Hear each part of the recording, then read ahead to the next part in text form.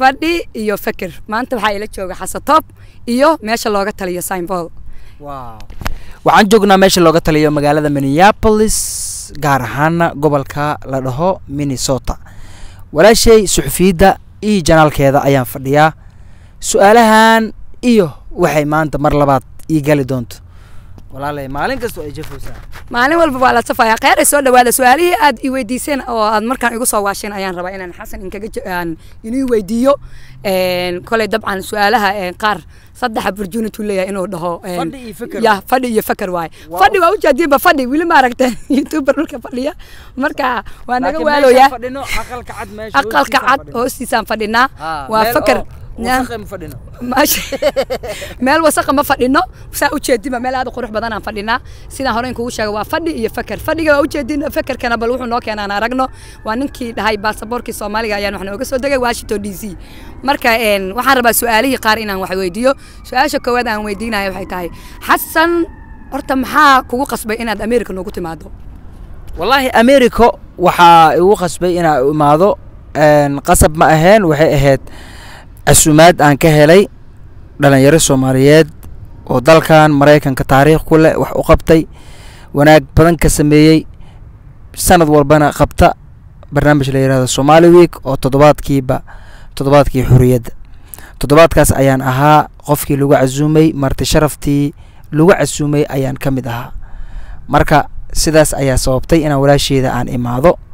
haddana aan barnaamijkaas igaga duuweysid aqalka cad hoostiisa fadhi fakar tanow horta xasatoob maxaa lagugu bixiyay waa adiga isqorta sida xasatoob waa u eg tahaybo toob waaba tahaybo laakiin waxaan rabaa inaad asxaabteeda u sheegtid sababta xasatoob lagugu bixiyay waayahay maandeeq caanood waa salaamaya dadka youtube-kaada ku xiran aadan u salaamaya saaxiibo wanaagsan baa tihiin runtii team caanood wallahi waxaan dareemayaa inaad dhiig leedihiin inaad runtii walaasheena comment ka bixisaan waa dhiirigelin aad u weyn waaye maasha Allah xasatoob waxa lagu bixiyay school aan dhiganayay Bustaale Primary and Secondary School reer Muqdisho way xasuustaan schoolkaas aan dhiganayay marka aan hadlaayo hadalkayga waxa dhijir top way abo top way abo kaas top way dhijiro top way marka eragii top way dhijiri ayaa runtii sababay in top ii bixiyo that's why oo hadda ilaa hadda top ii dhahay eragaas marka top waxa ka waday dharkan top boy gabadhan top boy iidan top boy wow aan dhijiri maandeeq top boy aan dhijiri ha maandeeq top boy marka sidii aan maandeeqay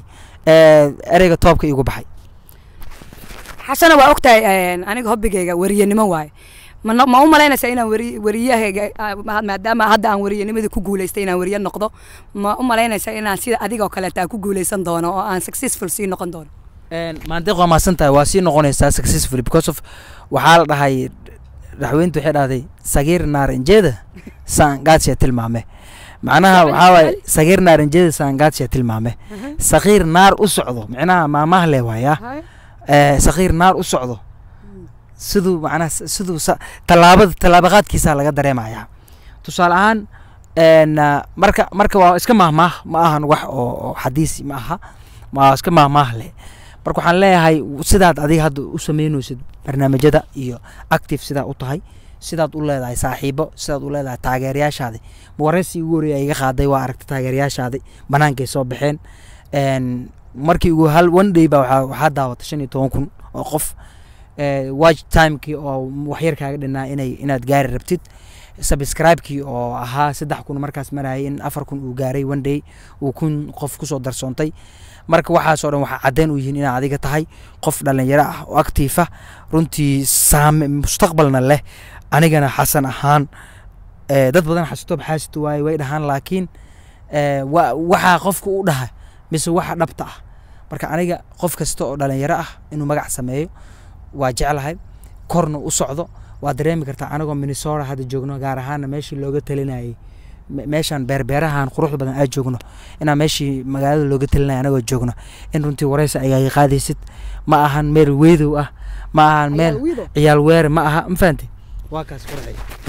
سؤال رباك إنك كويدي وحواي حسنا ما دام دت هرس كنا قانا أن هاي معرفة القديم خير من النسب لدهاي ما واحد يعاونه يسام معرفة ديني ولا نما ديني هراء مسجبر صوماليات أهان يهاي صومالي هان يعاونه يسام maadaama aad tahay qofkii ugu horeeyay oo tooba oo aad janaalkayga aan ku casuumo